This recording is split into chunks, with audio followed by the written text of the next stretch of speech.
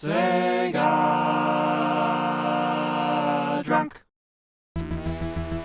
Hello, and thank you for taking the time to watch this video about the hardest games on the Sega Genesis. Just bear in mind that this is merely my own list based on my own experiences, and you watching this right now likely have your own list and your own experiences, so if you don't like this list, feel free to make your own in the comments. There's two qualifiers I'm going by here. One is that the games can't be stupidly broken. A game like Batman Forever isn't difficult, it's just bad. I do want to give a quick honorable mention to a handful of games that just missed the cut, like Eliminate Down, Alien Soldier, Thunder Force 4, Undead Line, and Bloody Swamp.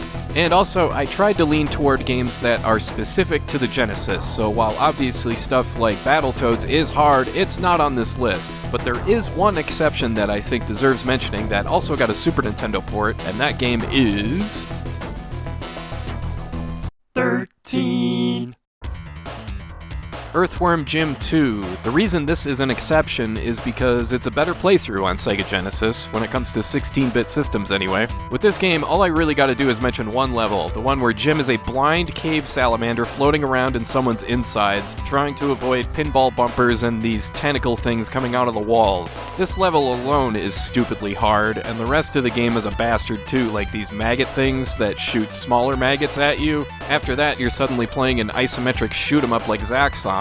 Then you have to carry a friggin' cow across an entire level. Even the mini-games are tough in this one, like where you have to bounce these puppies off a giant marshmallow. Really, part of the difficulty here is just staying focused on the gameplay instead of all the insane nonsense going on. 12. Streets of Rage 3. This is one of those games that unfortunately became what I like to call a rigged rental. See, this game was released in Japan under the title Bare Knuckle 3, and if you want to play this game today, that's the way to go, because the normal setting on that game is the easy setting on the Western release. In other words, Streets of Rage 3 is really friggin' hard, and it was made that way because of the rental market in North America. We can't have people finishing games on one rental, instead we gotta punish players with crap like this. Of course, you have stupidly long boss fights where the guy has like 3 health meters, and he can charge at you from any angle in a split second. You got these enemies that can whip you from more than halfway across the screen. You got people dropping from the ceiling as these carts come charging by. And of course, there's an endless elevator level where you have to defeat like 30 enemies in a row. Even the most basic enemies do a ton of damage, and they're faster than you, and they're aggressive as hell. Oh, and you also have to beat a time limit in order to get the best ending. Streets of Rage 3 is still a good game, but it's the definition of a game that was deliberately structured to be too hard to beat in one rental. 11. Adventures of Batman and Robin. Here's your classic Sega Genesis experience right here. Tons of stuff everywhere to the point that you can barely see what the hell's going on, and then you're dead. And you're dead again. And then you're dead one more time. The first level of this game is hard enough, but it only gets harder. What with these little guys that keep bouncing around in all directions, it feels like pure luck getting past this part without taking too much damage. The run-and-gun stages are hard enough, but then the game transitions to a horizontal shooter, which is every bit as hard as a game like Gradius or R-Type. There's this great-looking rail shooter stage, where now you gotta jump over stuff coming at you at 1,000,000 miles an hour. And there's plain old platforming, like getting over these flames here. Ugh. Ah. Duh. This game takes forever to beat, too, well over an hour, so it's a grueling playthrough, but thankfully it's a great game, so it's well worth it if you're up to the challenge. 10. Ecco the Dolphin. This game seems harmless enough, right? You swim around as a regular-ass dolphin in your regular-ass ocean habitat before suddenly everything goes to hell and every living thing wants to kill you. There's a lot of different things at work here that make this game so hard, like figuring out where to go and what to do, dealing with enemies in small spaces, or managing your oxygen meter, but the number one thing that gets me is the controls. I swear, you could put like 100 hours into this game and the controls could still give you problems with constantly bumping into stuff and taking needless damage. Ecco can feel like you're driving a really crappy car, like you're on this mystical, mysterious undersea quest, but you have to do it in a 1985 Plymouth Reliant. I mean, you even have to stop for gas. I do like this game quite a bit. I like the atmosphere, I like being able to use stuff you find laying around to take out enemies, and I like that there's really no other 16-bit game quite like this one, but occasionally that positive sentiment will go straight out the window as you die for the 7th time in a row as you're not even sure that you're going in the right direction. Ugh. 9. Comix Zone. To me, this is one of the most frustrating Sega Genesis games because it should be a lot better than it actually is. It's a great idea for a game where you fight your way through the panels of a comic book in a 2D side-scrolling beat-em-up and you're tearing through pages, saying cheesy lines that appear in speech bubbles above you, and Mortis, the main villain, even shows up to draw new hazards for you to deal with like he's Bugs Bunny and you're Daffy Duck. What really sucks though is the most basic enemies take forever to beat, to the point that boss fights actually feel like a break. The dumbest thing you deal with is having to sacrifice health to get through certain points of the game. Like to smash crates and doors to get by, you better make sure you have enough health. And that's in addition to these incredibly annoying flying things that knock you back, which can cost you half your health in some cases. I finished this game once, and I learned my lesson, because I'm never gonna try and finish it again. 8. Target Earth. You know, when Sega promoted the faster speed of the Genesis with the infamous blast processing gimmick, that faster speed could be capable of backfiring. Take Target Earth for instance. It's the first game in the Assault Suit series, and you might recognize the second game, Cybernator, for Super Nintendo. In that game, you have bigger sprites and tighter controls, and it plays more like an action platformer. But with Target Earth's blast processing, it plays more like a shoot-'em-up where you're barely holding things together because you're constantly bombarded with enemies and projectiles. Of course, it is impressive from a technical standpoint that you can put this much crap on screen in a home console game, but does that mean you should? Target Earth is an example where no, maybe you shouldn't cram as much stuff in your face as possible. I mean, look at this. I have no chance to survive here. Ugh. What's funny is that this game is kinda sorta barely forgiving in that you can just sit still for a minute and your health will automatically recharge, but even then, that's a risk because the computer can still bomb your ass to the Stone Age. I do like this game quite a bit, it's just stupidly difficult and frustrating as hell. 7.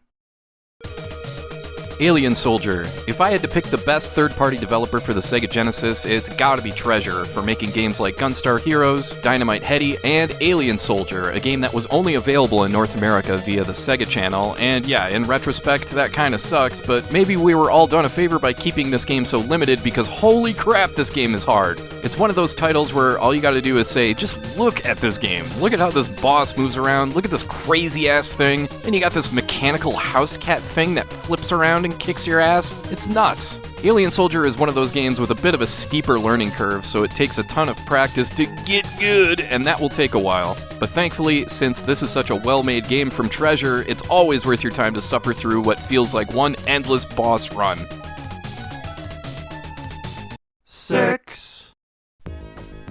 Gaiares. Just like the list of hardest Super Nintendo games, it would be easy for me to make half of this list just shoot-'em-ups, like Thunder Force 3 and 4, Eliminate Down, Glailancer. Those are all tough games, but Gaiares is a step above. All I gotta say is just look at the boss fights. You're fighting a mechanical clam, which eventually opens up and reveals a mechanical mermaid that takes up nearly half the screen. If you get past that, you gotta deal with whatever this is.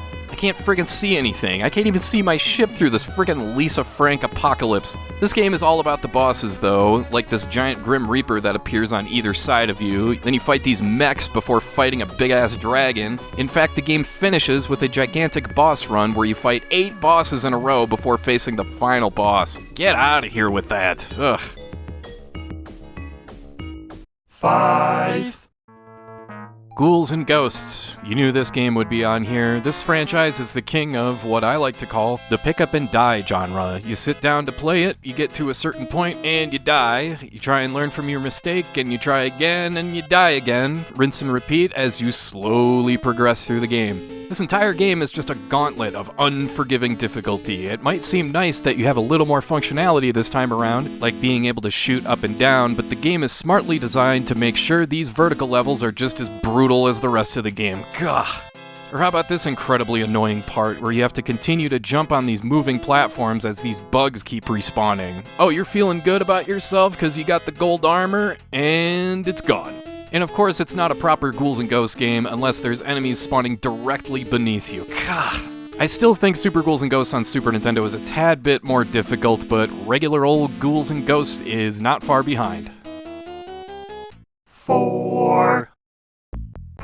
Kid Chameleon. Some of you may recognize this game as having the coolest cover of all time, man. But what you may not know is that Kid Chameleon is an insanely long and brutally difficult playthrough. Sure, you get all sorts of power-ups in the form of helmets you find, like the Knight's helmet, which gives you more health, or the Jason mask, which allows you to throw axes, but this is one of those games that just gets under your skin the more you play it, and that's because the enemy and obstacle placement is so freaking annoying. There's an endless number of instances where you're jumping somewhere and bam, out of nowhere there's an enemy or there's a spike that pops up or whatever. Even in cases like this, to get past this enemy, you gotta wait for them to crawl toward you. Then you do the link downward thrust, but there's a great chance that you still take damage. This game has it all when it comes to annoying difficulty, disappearing blocks, strict time limits, jumps that you can just barely reach. Come on, man, what am I supposed to do here? I do kinda like Kid Chameleon better than most people, but I don't think I have the stomach to play all the way through it again.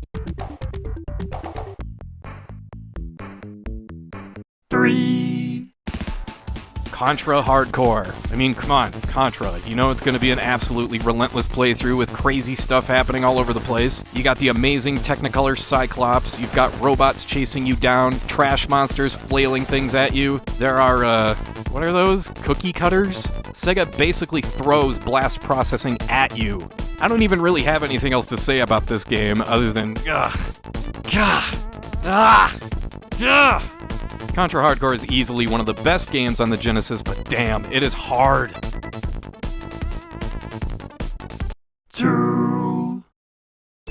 The Immortal. Oh god, this friggin' game. This is one of those games where you have no clue what's going on, no clue what you're supposed to do, and even by if some miracle you do figure out something, then it's time to die. This is especially frustrating because this game could be good, it looks cool, the animations are great, and the story is interesting, and the gameplay is unique when it comes to the Genesis library, but why?